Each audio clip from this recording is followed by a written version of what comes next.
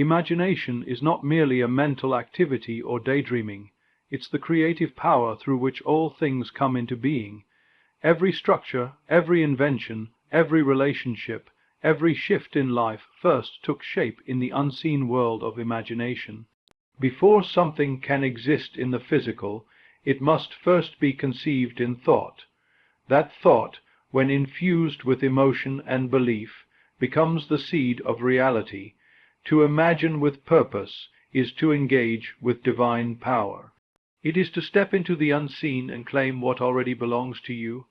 The world around you is a mirror, constantly reflecting what you entertain in the quiet chambers of your mind. When you visualize with clarity and conviction, you're not escaping reality. You are rewriting it at its source. The act of imagining is an act of creation. To see yourself as successful, healthy, loved, or prosperous in your mind is not wishful thinking. It is a declaration to the universe of what must come to pass. The images you hold and the scenes you replay shape the blueprint of your life. Imagination is the instrument by which you mold your destiny. It doesn't matter what your current circumstances look like. When you commit to living mentally in the state you desire, the outer world will eventually conform. Children do this effortlessly. They play in worlds they cannot yet touch, yet in their hearts it's real. That same power remains in you. You've simply been trained to doubt it, to prioritize what you see over what you believe. But when you reverse that, when you trust the unseen vision over the seen condition, you reclaim your creative authority. True imagination is disciplined. It's not random or passive, it's intentional. You choose what to see in your mind. You choose how it feels, how it unfolds, what it means to you. And the more often you return to that inner scene, the more real it becomes to your subconscious, until it has no choice but to outpicture itself in your world. Imagination is not a fantasy. It's a preview of what's to come when you dare to believe that your inner vision holds more power than your outer conditions. The moment you imagine something as already done and feel the truth of it, you shift reality itself.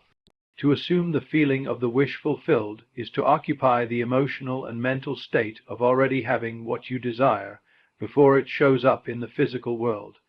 It means living inwardly from the end, not toward it. This isn't about fooling yourself or pretending in a hollow way.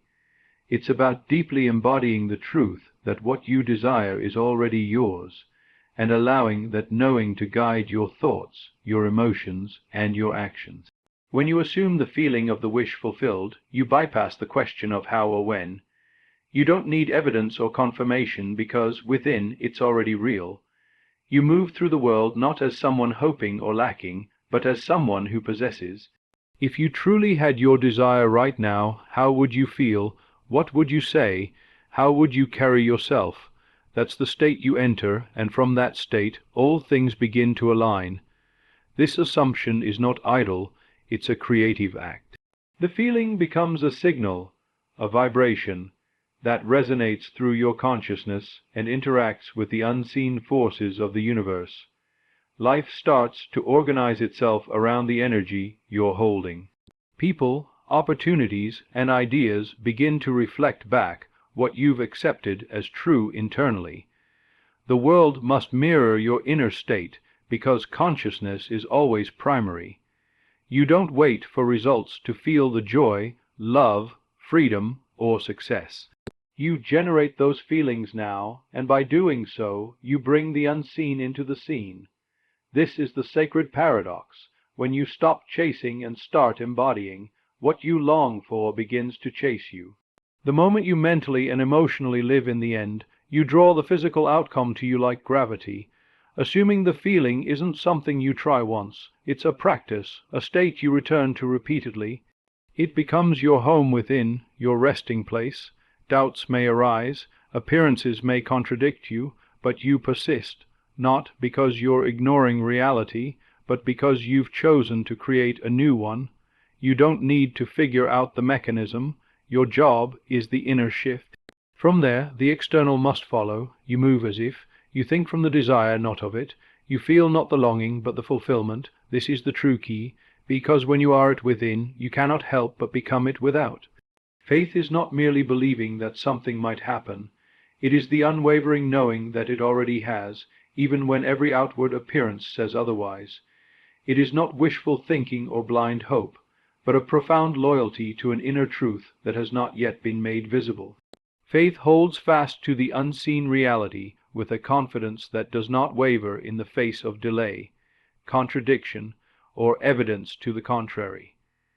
To live by faith is to prioritize what is real in your imagination over what is present in your senses. It is the conviction that your inner world, your thoughts, your visions, your emotions, holds the blueprint of your future. What you feel and see inside is more real than the physical facts outside. Faith does not need validation. It does not ask for signs. It simply knows, and from that knowing it moves, speaks, and acts in alignment with the invisible truth it has already claimed. This kind of faith does not negotiate with fear or compromise with doubt. It does not seek reassurance from the world, it gives reassurance to the world. It is a deep inner alignment that says, I have seen it within, and therefore it must be so. Faith builds its house before the land is cleared. It speaks as if the promise is fulfilled. It walks with the posture of one who already possesses. Living with faith is often uncomfortable because it requires letting go of control. It means trusting that the process is working even when you can't see the results. It asks you to surrender your timelines, your logic, your attachment to form. You are no longer relying on effort alone, but on the unseen orchestration of something greater than you, something that responds not to what you beg for, but to what you believe. Faith is a spiritual discipline, a quiet rebellion against the tyranny of doubt. It is a bold declaration that your inner vision is not fantasy but prophecy. The moment you decide to be loyal to that vision, to nurture it, to protect it, to live in it, you become a participant in its unfolding. You align yourself with a divine intelligence that never fails to honor what is held in truth. Even when nothing is happening outwardly, faith remains. Even when the world says no, faith says yes. It is the invisible bridge between desire and manifestation, the unseen substance of all things hoped for. Faith doesn't wait for proof, it is the proof, and once you hold it unwaveringly, the seen must eventually bow to the unseen. The world you see around you is a reflection of the world you carry within. Your thoughts, beliefs, assumptions, and emotional states are constantly shaping your external reality, whether you're aware of it or not. Life is not happening to you.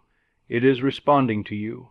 The people you meet, the situations you face, the opportunities that appear or disappear, all originate from the blueprint you've constructed in your consciousness.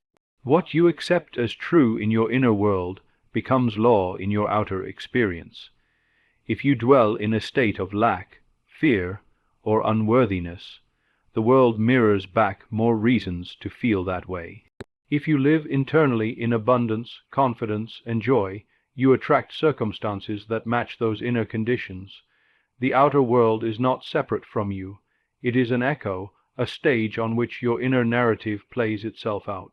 You may try to change your conditions through force or action alone, but without changing the inner state that produced them, they will only rearrange themselves temporarily. Real transformation begins within. It's not about manipulating the shadows on the wall, it's about changing the light within that casts them. Everything seen was first unseen. Everything felt was first imagined. Everything experienced was first believed. Your inner conversations, those quiet dialogues you have with yourself, are not harmless background noise.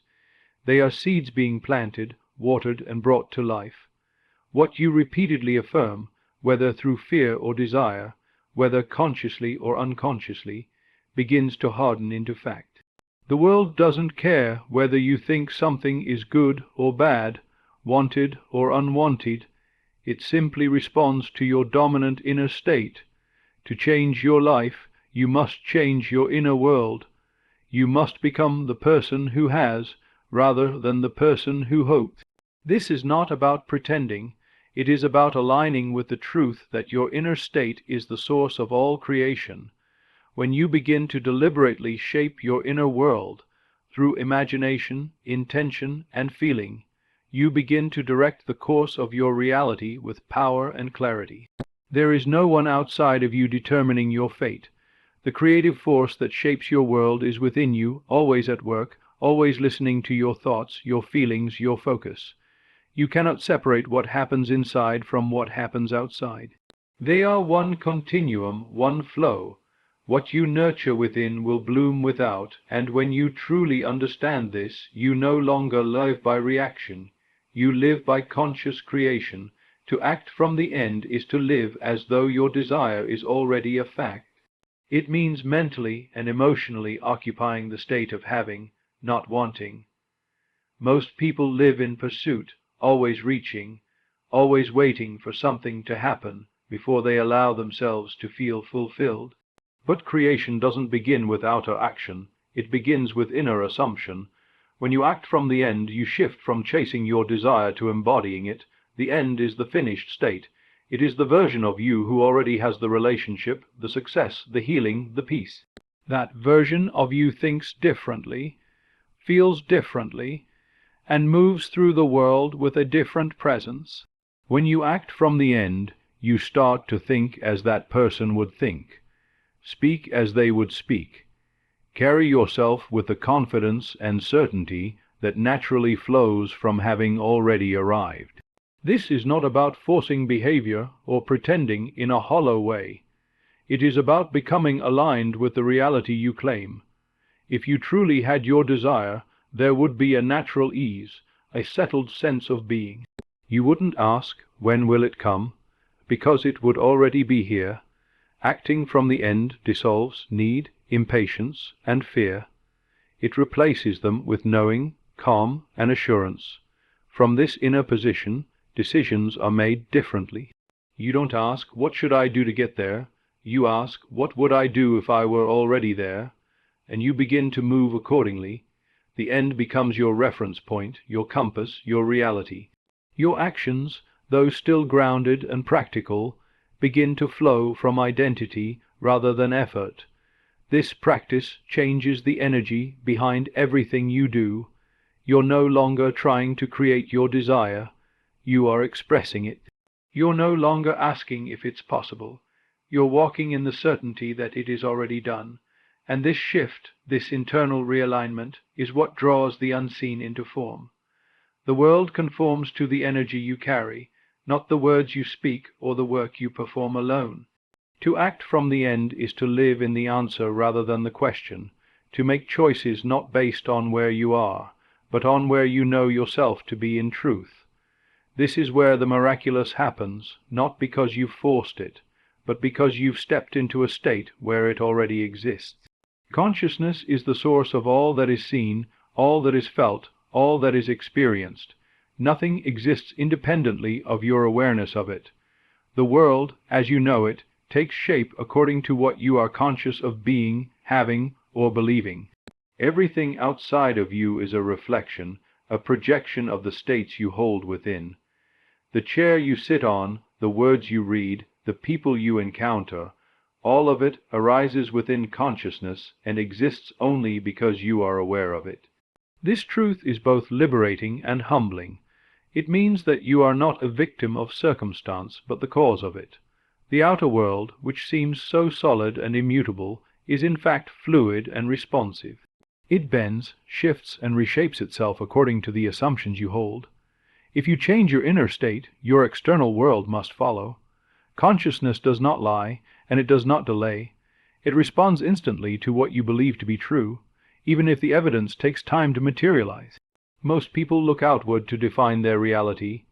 They react to what is happening, they adapt to appearances, they believe only what they can see or touch. But when you understand that consciousness is the only reality, you begin to reverse that dynamic. You no longer ask the world what is possible, you tell it.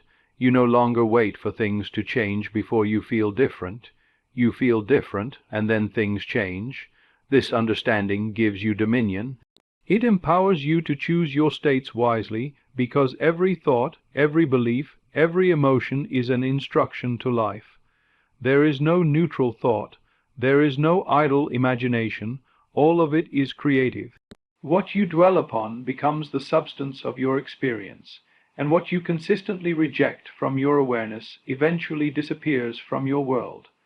To live with the awareness that consciousness is the only reality is to take full responsibility for your life. It is to understand that nothing is more powerful than a conviction held in consciousness. Events do not happen randomly or without cause. They unfold from the invisible, from the depths of your being. What you accept as true becomes law for you. What you ignore ceases to have power. You cannot change what you are not conscious of. You cannot attract what you do not already feel yourself to be in some way. Everything begins with awareness. That is the first movement of creation. Before the world can give you what you want, you must become aware that it is already yours.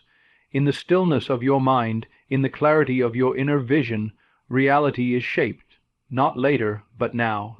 You are the operant power, the one who determines what is real in your world by what you accept and persist in within yourself. Nothing and no one outside of you is creating your reality. The circumstances you face, the outcomes you experience, the paths that open or close, all of these are shaped by the state of consciousness you occupy. You are not at the mercy of fate, chance, or even divine will that operates apart from you. The power that creates worlds is within you, acting through your thoughts, your beliefs, your assumptions, and your imagination. Many wait for signs, for permission, for the world to change before they change. But the truth is, it doesn't begin out there. The world only moves when you move within. To know yourself as the operant power is to know that life doesn't happen to you. It happens through you. When you hold a thought with conviction, when you assume a state of being and remain loyal to it, life rearranges itself to match that inner declaration. There is no outside force deciding your destiny. Your experience of reality is a mirror held up to your consciousness. If you believe you are limited, lacking, or not enough, life will reflect situations to confirm that belief. If you assume you are worthy, abundant, and loved, life will unfold accordingly. The power is not in the condition. The power is in your response. The moment you shift within, everything begins to shift around you. Being the operant power means recognizing that your attention is creative, that your reactions are generative, and that your inner dialogue is not harmless. It is causative. You are always creating, whether you are doing it deliberately or unconsciously.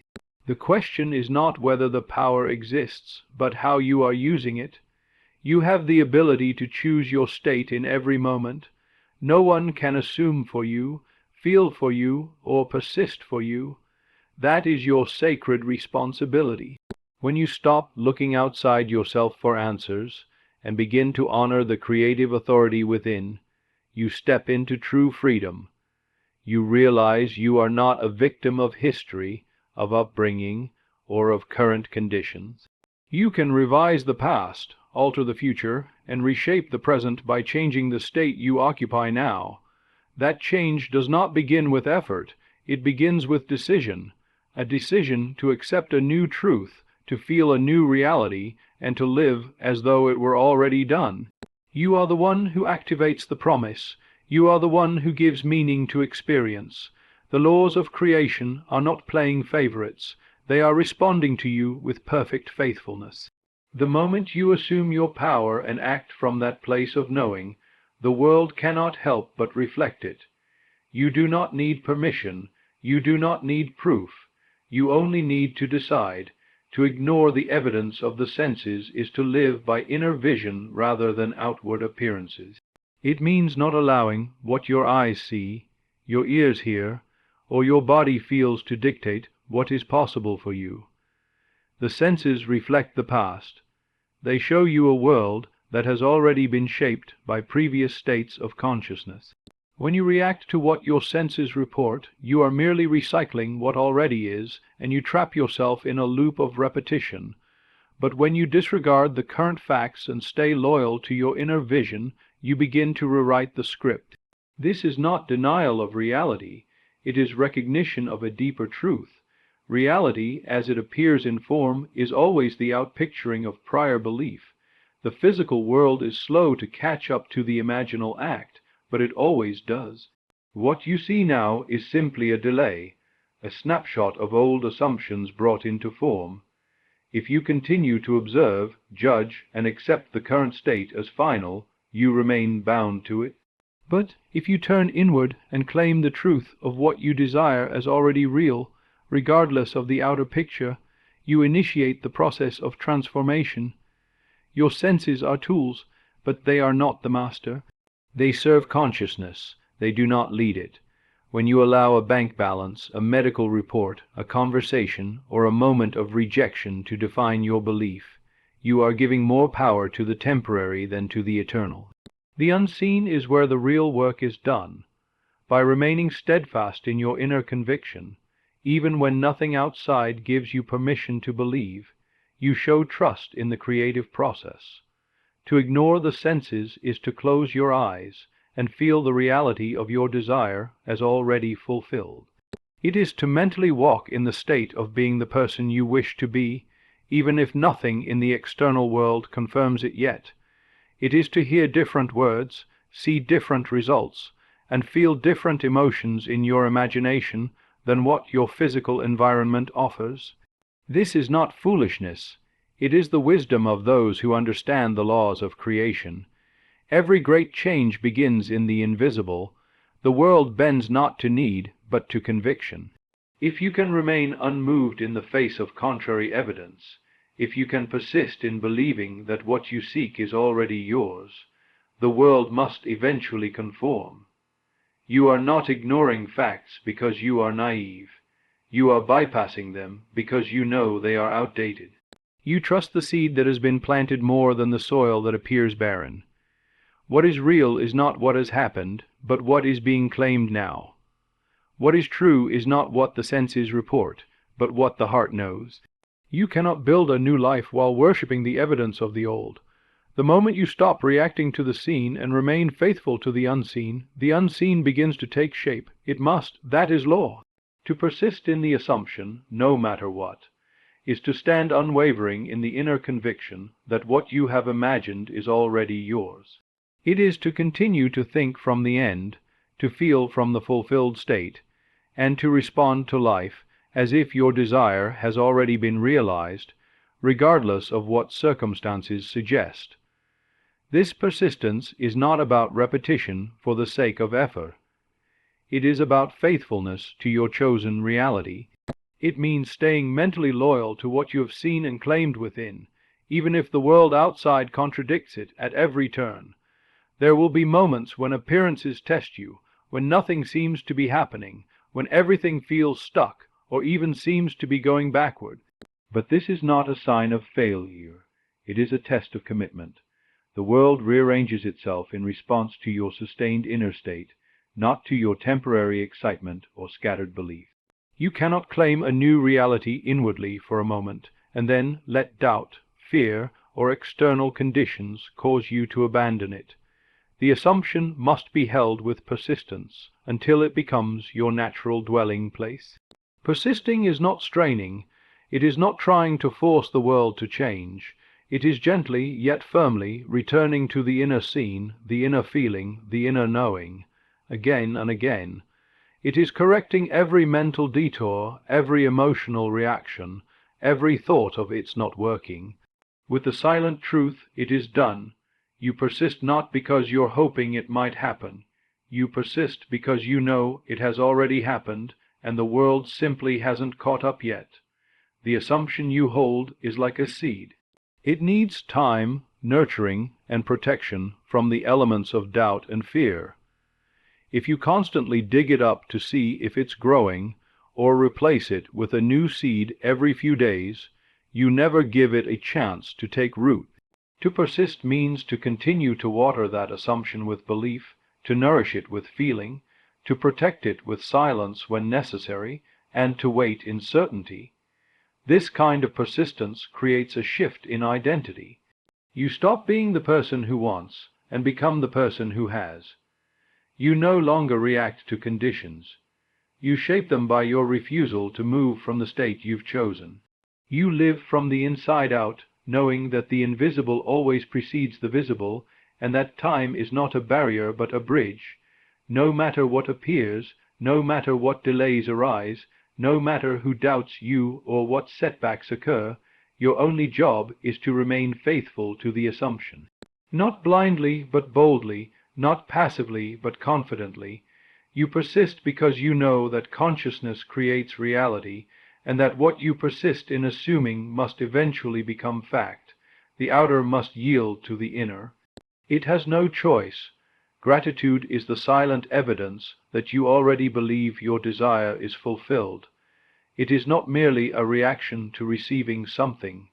It is the acknowledgement that what you have claimed is already yours, even if it has not yet appeared in form.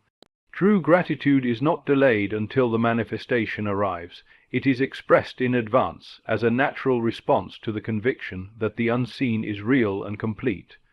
When you are genuinely grateful for something, you are no longer asking or waiting. You are receiving. This kind of gratitude is not tied to visible results. It does not depend on what the senses report or what the world shows. It springs from within, from the knowing that you have touched the reality of your desire in consciousness, and therefore it must come to pass. Gratitude, in this sense, is not a technique. It is a state of being. It signals that you have moved into alignment with the fulfilled version of yourself, and you are living from the end, not toward it. You cannot feel grateful for something you still believe is distant or uncertain. If there is effort or striving behind your thanks, it is not true gratitude. It is still hoping. But when you feel gratitude with ease, with peace, with no trace of yearning, it means you have already shifted internally. You have accepted the gift before it arrived. And because reality always follows consciousness, the outer world begins to shape itself around that inner acceptance. Gratitude dissolves resistance. It neutralizes fear and impatience. It takes your attention off of lack and places it on fulfillment. When you give thanks as if it were already done, you strengthen your belief, and that belief becomes the creative force drawing the experience into your life. Gratitude is the bridge between the imaginal act and its manifestation. It is the seal of faith. Every time you return to gratitude, you return to power. You stop asking and start affirming. You move from questioning to knowing. You do not need to see results to know they are coming. You give thanks because, in consciousness, you already have them. Gratitude is your agreement with the truth that what you seek is not in the distance. It is present, available, and unfolding now. It is the vibration of fulfillment and the mark of one who understands the laws of creation. So stand firm in this truth. It is already done. Trust God. Act as if the universe has delivered, because in the unseen it has. You are not here to wish or to wait. You are here to remember, to assume, to feel, and to live from the fulfillment of your desire. Your imagination is the architect, your assumption the foundation, your faith the fuel, and your gratitude the proof. Nothing is withheld from the one who knows that consciousness is the only reality. So move not by sight, but by inner vision. Speak, walk, and think from the end. Persist no matter what, and when the world catches up, and it will, you will not be surprised. You will simply smile, because you knew it was done all along.